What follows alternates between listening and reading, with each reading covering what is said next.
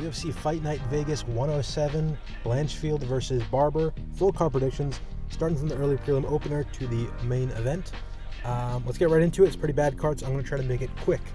We've got Rayanne dos Santos versus Ardelean, however you say her name. Both of these fighters, not very good. I'm going to say Rayanne dos Santos is a little better. I know her record is 14-8, but Ardelean's record is 9-7.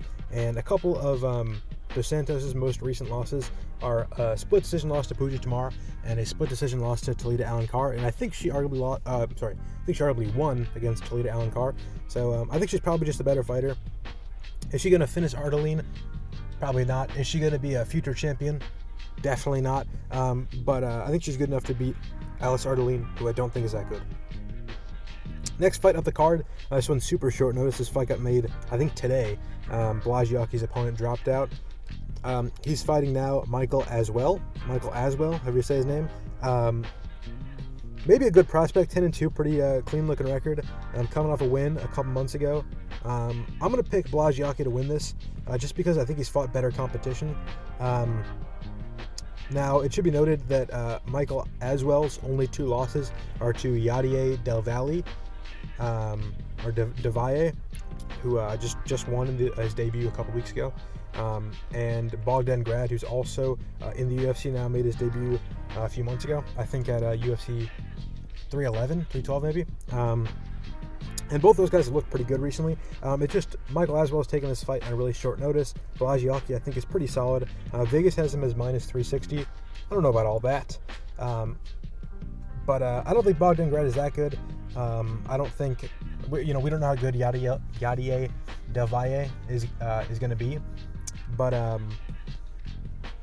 don't know. I think him coming up short notice, up weight class against a guy who's pretty good in Bolaji isn't a good sign. So I'm going to take a Bolaji. Next fight up the card. Andreas Gustafsson versus Trevin, Giles, another short notice fight. A lot of the fights on this card got canceled or rebooked or whatnot. I'm going to pick Andreas Gustafsson to win this. I think Trevin Giles might be the better fighter. We haven't seen a ton out of Gustafsson, so we don't really know how good he is. And he's actually older, so he is the prospect in this fight, but he's less experienced and older, so not a very good look. And I think Trevin Giles is actually pretty good. I'm impressed by Mike Mallett's performance against him. That inspired me to pick Mallett against Radke. Similar thing with Carlos Prates. Trevin Giles is winning the fight and then got knocked out by Carlos Prates. Similar thing with Drix du Plessis. It seems like fighters who have success against Giles go on to be pretty good, and I don't know if Gustafsson is going to be at that level. However, Giles has been finished in 2 of his last 3, and he's kind of chinny, and he gets hit kind of a lot early on. And I think him taking this fight on short notice, combined with the fact that he gets hit and finished a lot, is just not a very good look against a guy who's got a lot of finishes in Gustafsson on the come up. But I could definitely see Trevin Giles as being the better fighter, winning this fight by decision.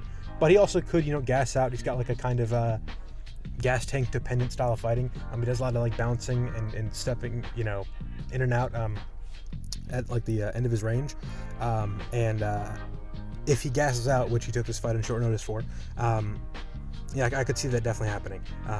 But this fight is at catch weight, so he doesn't have to cut as much weight. But given all of that, I just think Gustafsson is probably going to get it done. He does have a loss to Joelton Luderbuck, who I don't think is that good, and who the odds makers don't think is that good, which is interesting because Gustafsson is the favorite in this.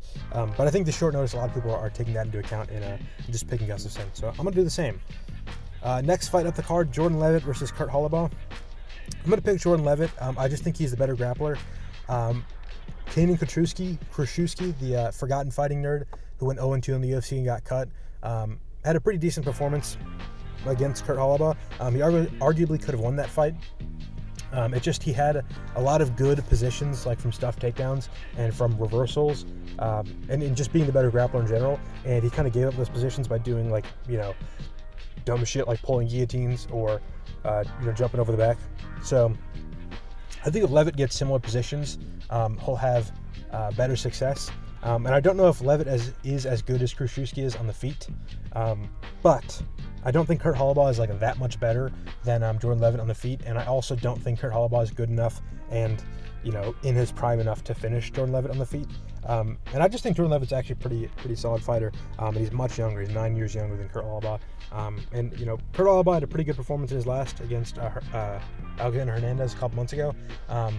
But he didn't. I think he already won. But like the fact that you're going to a close enough fight with Hernandez that you can get like a unanimous decision robbed, not a good look. So I'm gonna pick Leavitt to get it done. Next fight up the card. This is my fight of the night pick.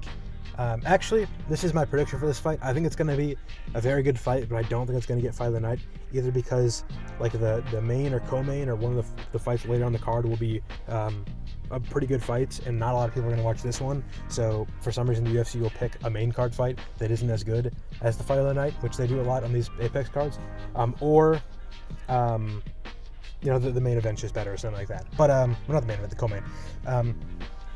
But yeah, Allan Nascimento versus Jafel Filho. I think both of these guys are actually pretty good. And I'm going to pick Nascimento, and the reason why, they both had pretty similar success amongst similar levels of opponents. I know Nascimento's had a lot of time off, and that might lead you to think if these guys are even, pick Filho, because he's looked better recently and he's fought more recently. But the fights that I'm using to pick this fight are Filho's fight against Makayev and Nascimento's fight against Tagir Ulanbekov. And that's because it's probably, some of their more impressive performances. Nascimento went to a really close split decision with Ulanbekov and looked pretty good. And Filho was looking really good against Makayev until he got finished in the third round. And the reason why I'm using these fights to pick the winner is because I think even though Makayev and Ulanbekov are similar level opponents, and Makayev's arguably better, I think Makayev lets a lot of fighters into close fights with him. We saw it with Malcolm Gordon and Tim Elliott and Charles Johnson, and Alex Perez. Like, a lot of guys have really close fights with Makayev, regardless of his skill level, even no cap. And I think that's a lot rarer with Tagir Ulanbekov. Now, I know I did just bring up Tim Elliott, who also, beat Tagir Ulanbekov and had a close fight with him. I just still think it's more impressive what Nascimento did against Ulanbekov than what Filho did against Makayev. And I think both of these guys kind of fight like Makayev and Ulanbekov, and that they're both, really quick on the feet, really scrappy, but they're both, super high-level grapplers. And, four flyweights get a lot of finishes on the ground. So I think this should be a really good fight. But I can totally see Nascimento just getting on top and holding Filho down, being the bigger fighter. So there's also that. So yeah, I'm gonna pick Nascimento, and I'm also gonna pick this to be a pretty good fight, hopefully, because this card's not looking very good. Next fight up the card, Zachary. We're on the main card already. Jeez, Zachary versus Dusko Todorovic. However you pronounce his name. I feel like with these Balkan guys. You can pronounce it something like Todorovic, like it's like Jokic, whatever, the other combination I didn't say. But yeah, Dusko versus Zachary. I think Zachary is pretty good, and I think Dusko is not very good. I don't think Zachary is actually that good. I really didn't like him in his performance against Azamat Bakov. But then he ended up, Bakov, fight his age pretty well. Bakov just had a really good fight against Ryan Loder. It wasn't a good fight. It was a really good performance by Bakov, who just knocked out Loder in the first round. He did get finished in that fight. He actually got TKO'd, it was kind of an early stoppage, and then to prove that it wasn't an early stoppage, the ref people's elbowed Zachary's out cold, if you go rewatch that finish. But that was only a couple months ago, and I'm a little worried about him maybe being chinny and Dusko surviving an early onslaught and getting a finish later. But Zachary's only other loss is kind of a fluky slam KO by Cody Burnage, and I know Cody Burnage is really bad, but I can chalk that one up as a fluke. And just say that, Zachary is probably a better fighter than Cody Burnage if we look at the rest of their careers. And I don't think, like I said, Dusko is that good. He looked not very good against Mansour Abdul Malik in his last fight. I know that guy was really a highly touted prospect. He's got a lot of finishing potential, but Dusko looked really bad in that fight. He got rocked, and then he just started rolling for legs and getting beat up off the ground. Didn't really cover up, didn't really do anything like that. In his fight before that against Christian Leroy Duncan, he got a knee injury, and lost that fight. And obviously, a knee injury may be a little fluky, but it doesn't help him later in his career that he got a knee injury.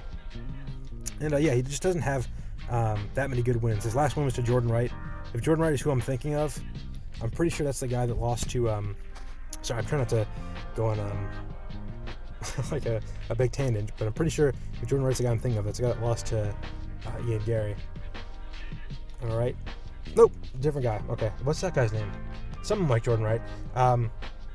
But yeah, Jordan Wright's not that good. I don't love that being your most recent win. And I think Zachary is good enough to beat Dusko, so I'm picking him. Next fight up the card, Ketlen Vieira versus Macy Chiasson. I'm on the Macy Chiasson is actually a pretty good fighter train. She, I'm not saying she should be in a 4-fight winning streak, but in her last 4, the only one she's lost is to Irene Aldana. And she was not beating the piss out of it. She was clearly winning against Irene Aldana until she landed a up kick to the liver, which I've literally never seen in another fight ever, other than I think I saw it in a Pride fight like a year ago when I was rewatching some event. But other than that, I really never seen up kick to the liver. She beat Norma Jamont, which is a pretty good win. Her last fight before that was over 3 years ago against, former title challenger Raquel Pennington. Who you can argue Raquel Pennington should be the champion right now.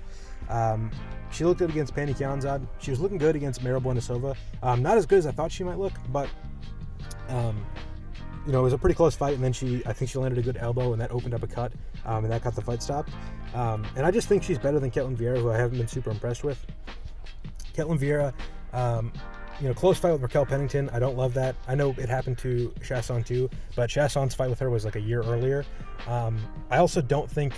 I think a lot of people are overrating Ketlen Vieira having like a boring close fight with Kayla Harrison. Thinking Ketlen Vieira might be good because of that. Because a lot of people before Kayla Harrison was in the UFC, namely, what's her name? So let me find her name real quick. Again, try not to go on a tangent, but I'll make it quick. Larissa Pacheco, that's Kayla Harrison's only loss. She had a pretty boring close fight with, what's her name? Larissa Pacheco, who isn't that good. So I'm not exactly impressed by Ketlen Vieira having a similar level of performance because, again, I don't think Larissa Pacheco is very good. So I think Macy Chiasson is better than that. I'm not saying she would beat Kayla Harrison, but I do think that she could also go to a close, boring decision. And Vieira doing that, it doesn't impress me. It doesn't make me think she's any good.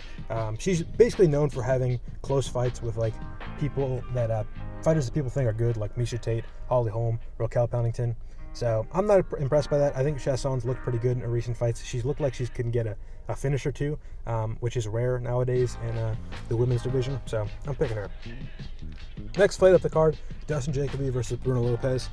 If you're anything like me, you looked at Bruno Lopes and you're like, who is this guy again? Because at light heavyweight and middleweight and light heavyweight, middleweight, there's a ton of like NPC Brazilians who all have like the same name: Bruno Silva, Bruno Lopes, Diego Silva, shit like that. So I kind of forgot who this guy was, and then I remembered he was the guy who lost to Brandon Ribeiro, who I don't think is that good. Brandon Ribeiro lost to Minyang Zhang, and I think he had a close fight with Magomed Gajieshilov, who is Bruno Lopes' best win. I'm not impressed by that. I don't think Magomed Gajieshilov is that good, despite his name ending with a V and his first name beginning with Magomed. And I think Jacoby's actually pretty solid. He looked good against Vitor Petrino, who I think is pretty good. Vitor Petrino's only other loss was like a fluke submission against Anthony Smith. And I know Anthony Smith is Anthony Smith, but Petrino looked good. Other than that, he beat Bukauskas on Bukauskas' recent run. So, there's that. Jacoby was also keeping it close with Dominic Reyes. And I thought that loss was pretty bad because I thought Reyes was washed. But Reyes has gone on a run recently, so I don't hate that loss. He did lose to Menafield by decision, but I don't know. I think he was the better fighter in that fight. He just kind of was on the short end of the stick when it came to like luck in exchanges. He kind of zigged when he should have zagged a couple times, and that led to him losing. He beat Kennedy Nzechukwu, which is a decently aged win. Kennedy Nzechukwu, I think, lost his next fight to who's that old fuck? Ovince St. Preux, which is a very bad look. But he's looked good at heavyweight, and he's looked like a decently skilled fighter, so that's a decent win. And then Jacoby also had a really close fight with Clear Roundtree that I think he pretty clearly won. I think he clearly won 2 of the 3 rounds. And Clear Roundtree, it's hard to say if Clear Roundtree's any good. He had a really good fight with the champion, one of the better 205ers ever in Alex Pereira. But he looked like shit kind of against everyone else. Like he looked better against Pereira than he did against Anthony Smith. So It's hard to say, but I think Jacoby's actually pretty good. So I'm going to pick him to beat Bruno Lopes. I haven't been impressed by Bruno Lopes a ton, and I could see him losing to Jacoby. Seeing as Jacoby finished Petrino, I think Petrino is better than Lopes, and I think Jacoby would finish Bernis and Ribeiro, who finished Bruno Lopes. So, yeah. Next fight of the card. This is the fight, or one of the fights I'm more excited for. Ramiz Brahimaj versus Billy Ray Goff. The reason why I'm excited for this fight is because I fucking love Billy Ray Goff. He's one of the more entertaining fighters in the division. He just walks forward, switches stances, beats guys up. I would compare his striking to like JDM, and I don't think he's as skilled as JDM or as powerful or anything like that, but the way he just walks forward, switches stances, uses angles, and he's like a boxer first in his striking. I think it's sick. I think it's really entertaining, and it's very similar to JDM in that way. Now, I will say he's a minus 340 favorite according to Tapology. I think that's a little wild. He's good, but he's not like great. He did lose to Trey Waters, so I don't think it's that good. His only win in the UFC is to a 6-2 Yusaku Kinoshita. So he doesn't have like the best resume so far, and he is pretty hittable. Like he got hit a lot in both those fights, but Kinoshita is pretty tall. He was like 6'2", and Trey Waters is the tallest welterweight on the roster right now, if he's still on the roster. He was the tallest. He was 6'5" at welterweight, so he was the tallest welterweight at the time of their fight. And Brahimaj, he looked pretty good in his last fight, I think, against Mickey Gall. And I know Mickey Gall isn't good, but Mickey Gall's biggest flaw is he's hittable, which is also Goff's biggest flaw. But Goff has a really good chin. He took some pretty good damage and came back and won on the Contender Series against Shimon Smut. How do you pronounce that guy's name? Yeah, he also took a decent amount of damage and got hit a bunch against Kinoshita, but he just kept walking forward and found the win. And similar thing with Trey Waters.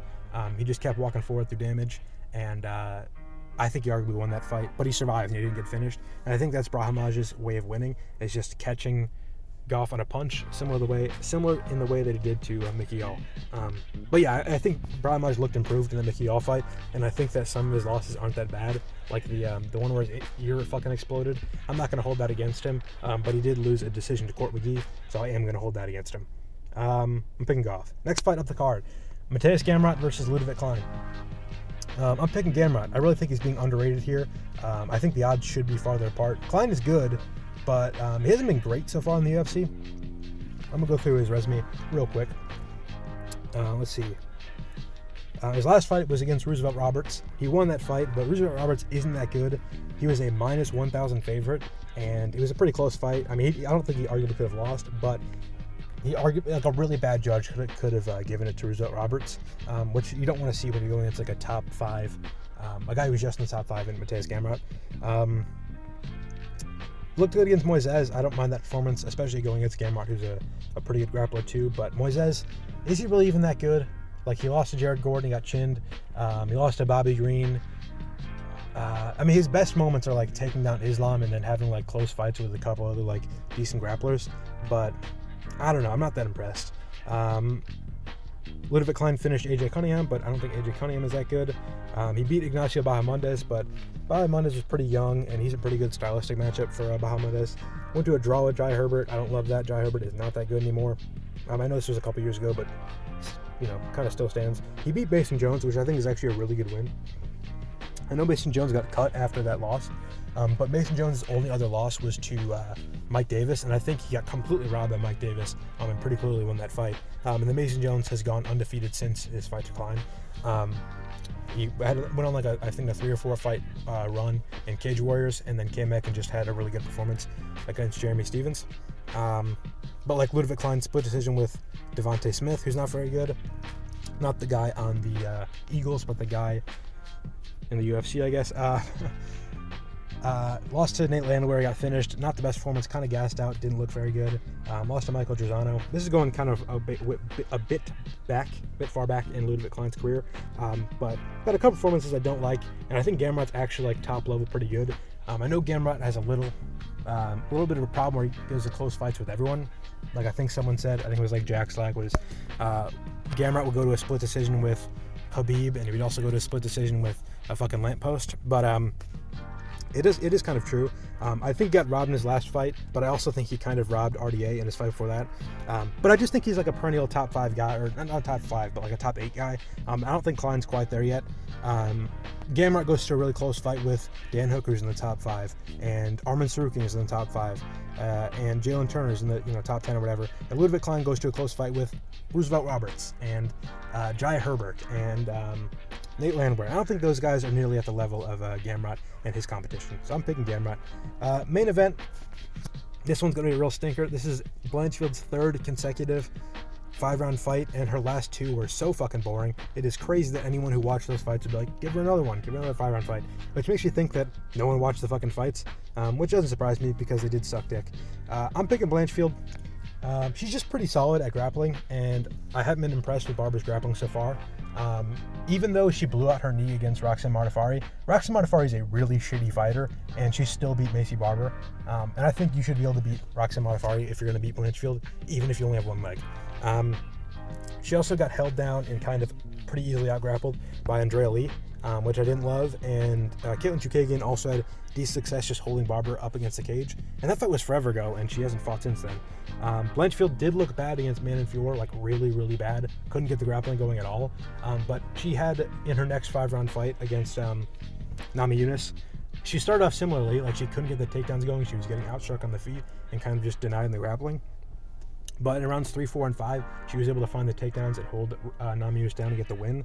And that was, I don't want to say impressive, but that makes you think she's going to do it to Barber, who I think will also, maybe not also gas out, but also have less success as the fight goes on, like Nami Yunus did, because Macy Barber throws a lot into her punches and her strikes, which, makes me think she could gas out and not have a ton of success. If I am correct, let me check real quick. The internet here is not very good, so it's going to take a second. Yeah, she had a fight canceled almost a year ago. Hasn't been super active. I think she might have pulled out with an injury in that fight against Nami Yunus. So, yeah, I think Barber could not look improved and, gas out or just get out-grappled later in the fight. Maybe get finished, but it is Blanchfield, so... Or, not that it's Blanchfield, but it is women's MMA, so it's probably going to be a decision and a pretty shitty fight. So, yeah, let me know what you guys think of the predictions. Comment if you agree or disagree, if you want to hear more about a certain pick. Follow me on Twitter for me live tweeting the event. Yeah, like the video, share the video, subscribe if you enjoyed. You can go back and watch my previous predictions, all of the events throughout the year. I have full card picks. Again, thank you for listening. That is all. Yeah, thank you for listening.